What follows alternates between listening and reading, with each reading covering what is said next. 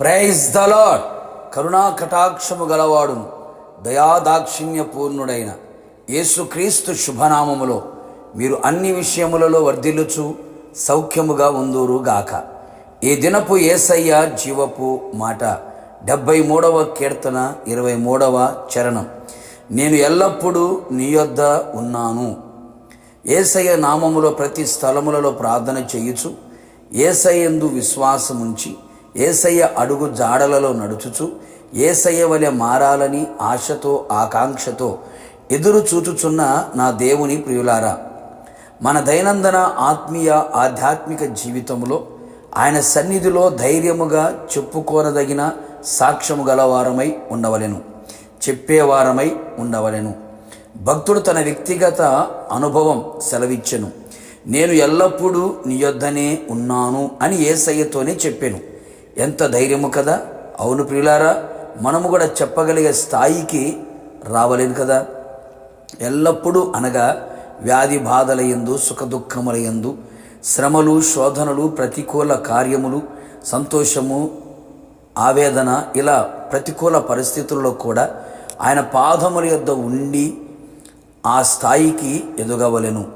మన పరిస్థితి అయితే అన్ని అనుకూలమైతే ఆయన యొద్ద ఉండేవారు కొందరు, ప్రతికూలమైతే దూరమయ్యేవారు మరికొందరు, అన్ని బాగుంటే దూరముగా ఉండేవారు ఇంకా కొందరు, కష్టాలు, బాధలు, ఇరుకు ఇబ్బందులు వచ్చినప్పుడు ఆయన ఎద్దుకు వచ్చేవారు మరికొందరు. ఇలాంటి స్థితులలో ఆత్మీయులు, క్రైస్తవులు ఉన్నారు కదా. మనము అట్టి వారముగా ఉండరాదు సుమి. అన్ని వేళలా, అన్ని పరిస్థితులలో ఆయన యొద్దనే, ఆయన పాదపీఠమై ఉండవలెను. మనము ఆయన యొద్ద ఉండాలి అనుకొనిన, మనలను ఆయన యొద్దకు చేర్చుకోవాలి అనుకొనిన, మనము ఆయనకు ఇష్టులై ఉండవలెను. మనుషులకు ఇష్టులు కాక, లోకమునకు ఇష్టులు కాక, నా ఇష్టము అనే వారము కాక, ఆయనకిష్టమైన దానిని గ్రహించి చేయుచు, ఆయనకిష్టానుసారమైన జీవితము చేయుదుముగాక. ఆయనకిష్టమైన వారిని ఆయన పిలువగా వారు ఆయన యొద్దకు వచ్చిరి అని వ్రాయబడి ఉన్నది కదా.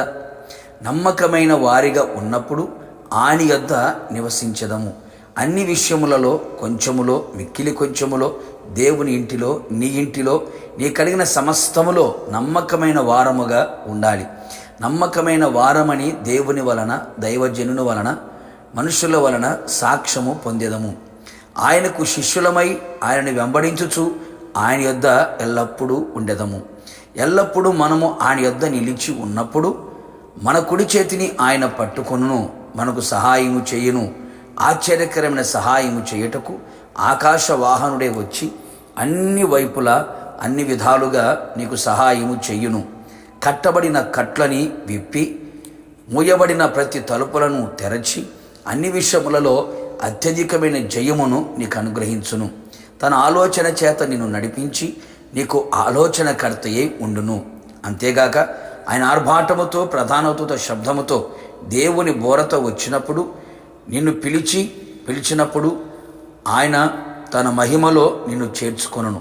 ఆయనతో యుగయుగములు నిలిచి ఉండెదవు. ప్రార్థన.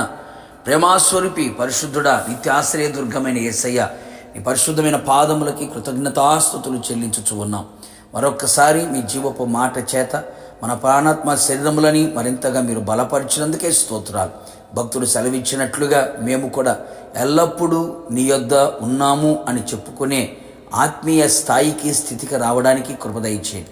ప్రతి పరిస్థితులలో కూడా మీ యొద్దనే, మీ పాదపీఠం యొద్ద నిలుచున్నట్లుగా సహాయము చేయండి. నీ యొద్ద నిలిచి ఉన్నవారి కుడి చేతిని పట్టుకొని సహాయము చేసి జయమునివ్వగలిగిన దేవుడవు, ఆలోచన చేత నడిపించగలిగిన దేవుడవు, తర్వాత మహిమలో చేర్చుకొనగలిగిన దేవుడు.